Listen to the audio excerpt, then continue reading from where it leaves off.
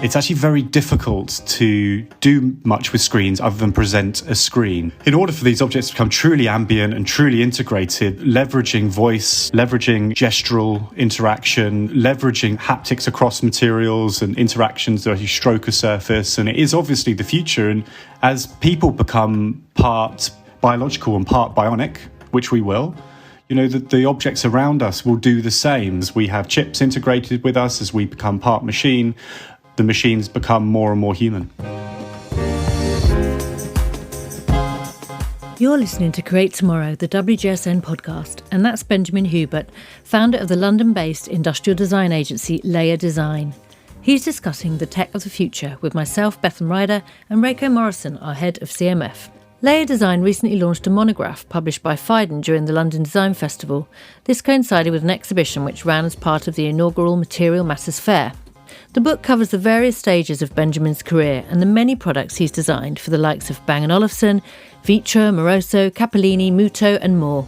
Hubert had a design career in his sights while still at school and initially wanted to design cars, but he went into product design instead and has designed this huge range of products that ranges from lighting to tech.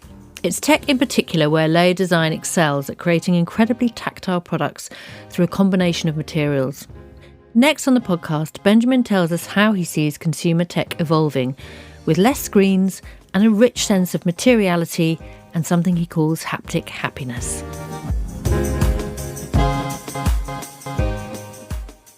My approach and Layer's approach is to think about technology as an enabler, not an expression.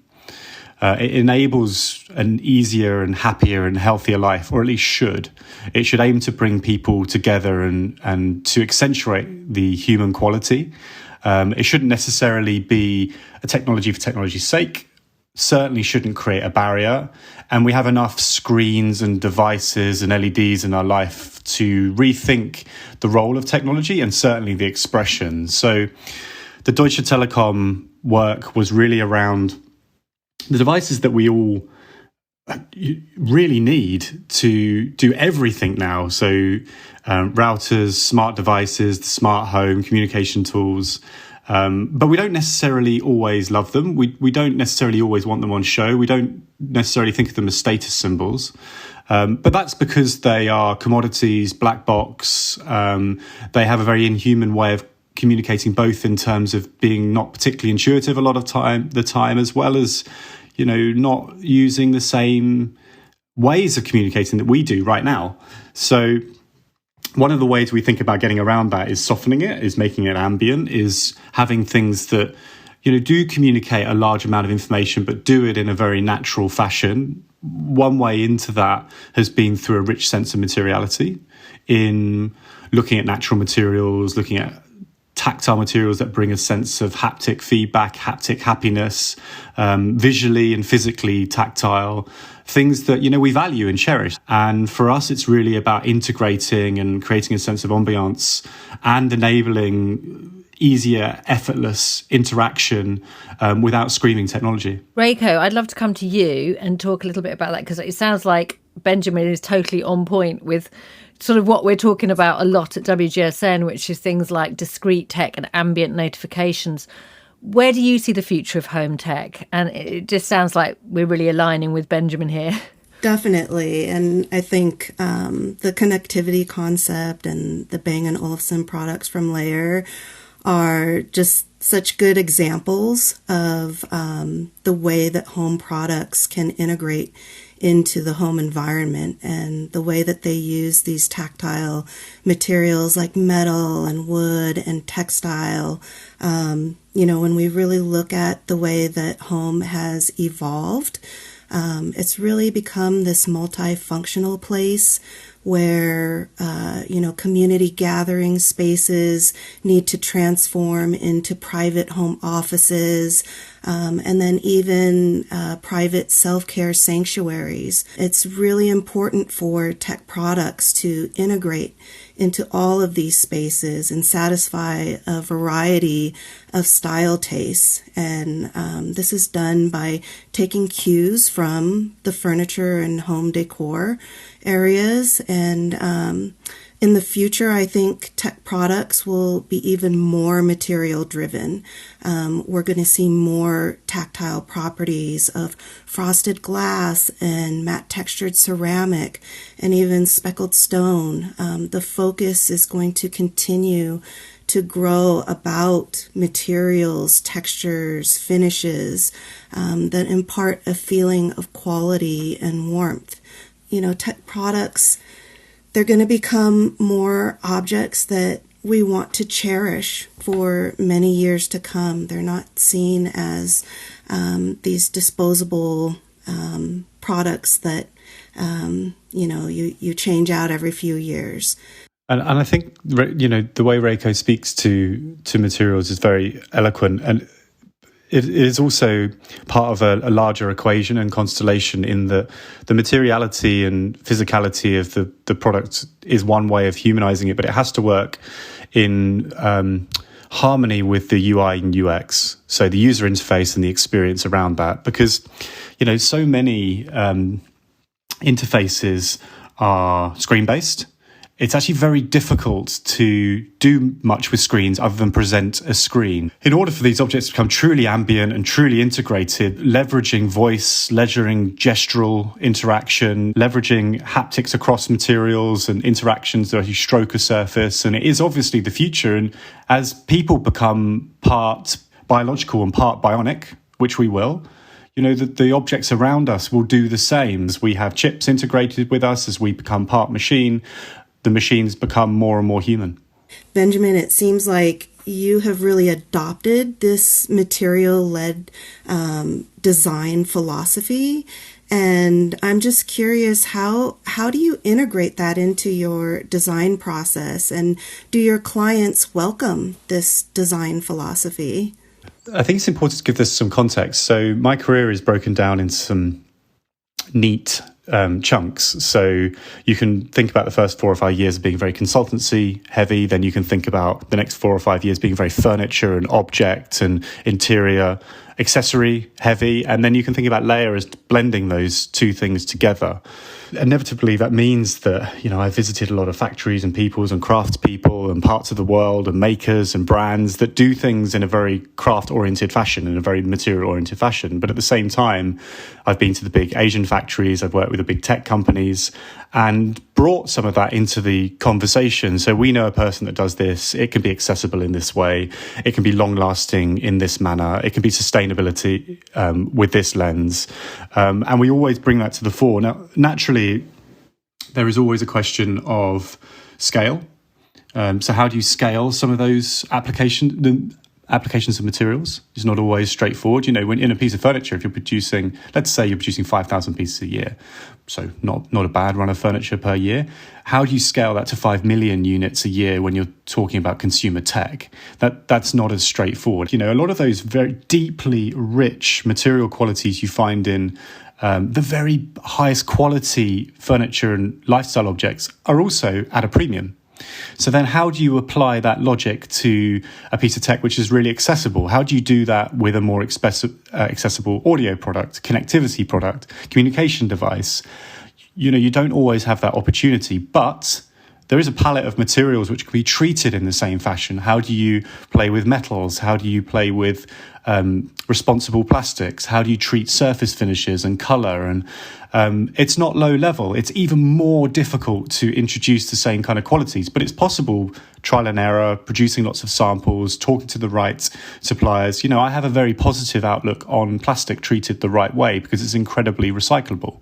It's not always true of some of the composite materials and even the highly crafted materials we might ordinarily associate with high quality.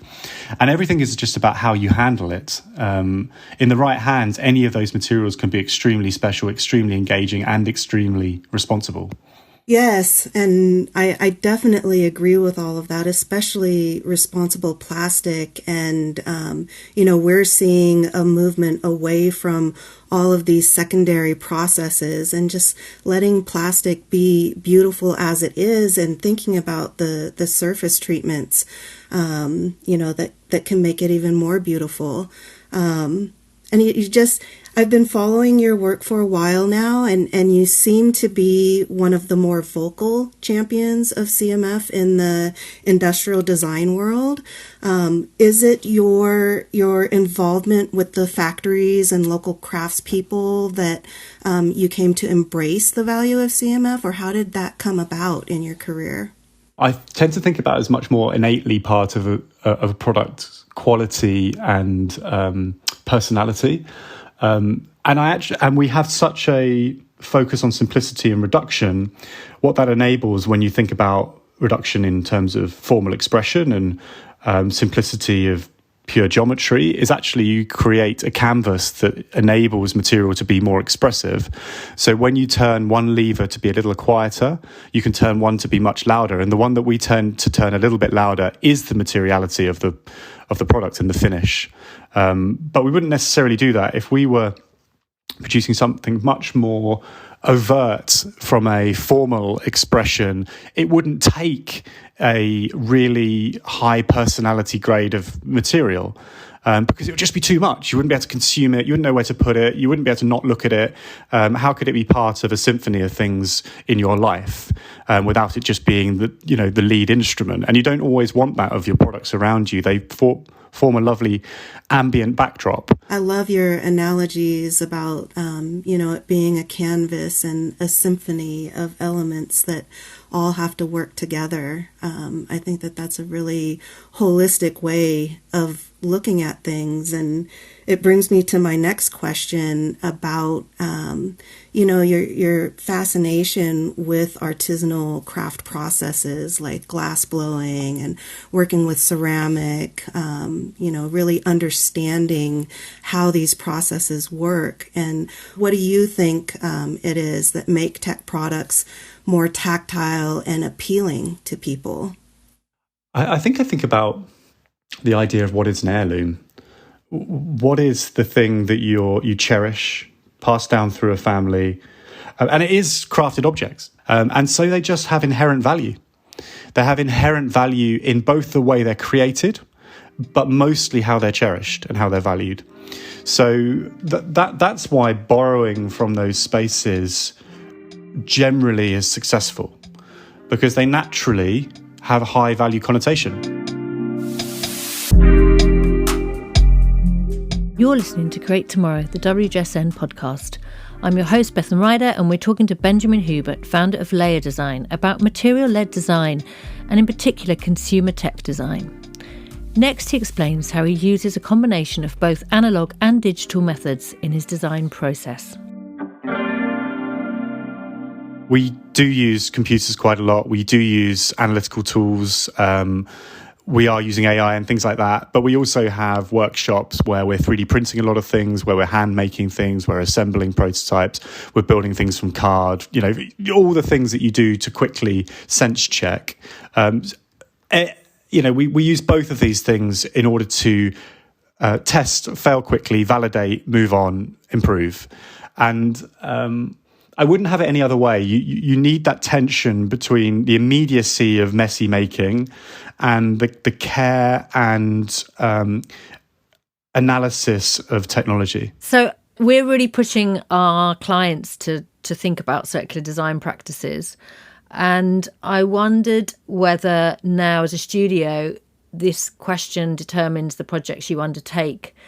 And what is the biggest challenge when you're dealing with clients about kind of persuading them to adopt circular design practices or designing for disassembly and all these kinds of things?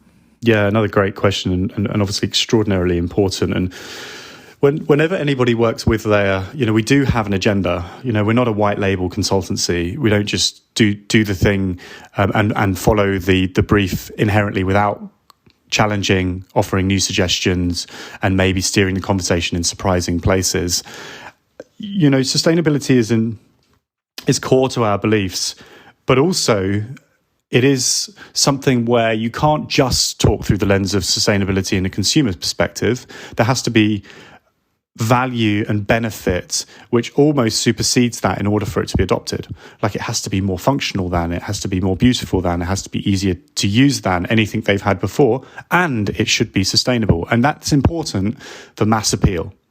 It doesn't mean instead of sustainability. It just means the hierarchy of, if you go to the market and say, this is the most sustainable, and it's kind of okay functionally, and it's kind of all quite nice looking, it's the tail that wags the dog. And nobody in scale is going to buy into that. And therefore, you need to have long-lasting, inherent appeal, which doesn't rely on something which is a benefit to the world, not necessarily a benefit to the individual at that moment. So we carefully blend it in and ensure it's always part of the equation, but also make sure for the brand the product is cost effective. It is going to be easy to produce. It's going to, work really well, and make sure all of those things are there. And think, by the way, it's also really sustainable, because then you're not even having the conversation. You're not saying you need to choose. It's just coming along anyway. Are you finding in the majority of cases you are the people having to suggest that, though, rather than a client comes? Is it growing that the client is saying, we want, I don't know, a cradle to cradle speaker? Are the brands now more likely to request it as part of their brief? It's definitely becoming more of a precedent that there's an agenda to be reduction in carbon footprint, however that's approached. We're relatively selective at the studio, and what we're finding is there's a really, as the younger generations are coming through and starting companies, the entrepreneur, the startup is being driven from a millennial, Gen Z perspective. That agenda is becoming more and more important. It's not only the youngest generation, but the prevalence of it is increasing with the growth of early stage startups that perhaps have grown up in an environment where they've been more exposed to what climate change is and what the world's going to look like in 50 years. And also, they're young enough to maybe start experiencing that in a more detrimental fashion. And so they have skin in the game. And so actually the things that you generate are for their benefit and for the world. And, that's a cycle which isn't going to get us to a great place, because, it'd be too late by that point. But it is reassuring to see how many people do carry that agenda. And designers have a massive responsibility, particularly when you create physical things. I was wondering, from your perspective, how do you see the cost of living crisis affecting sustainability strategies and practices? I think it remains to be seen for sure. Obviously the concerning part of that is we're at the beginning of a heightened challenge in terms of the cost of living, and where that lands is a scary prospect, I think, for everybody. And how it changes the prioritization of things around us. The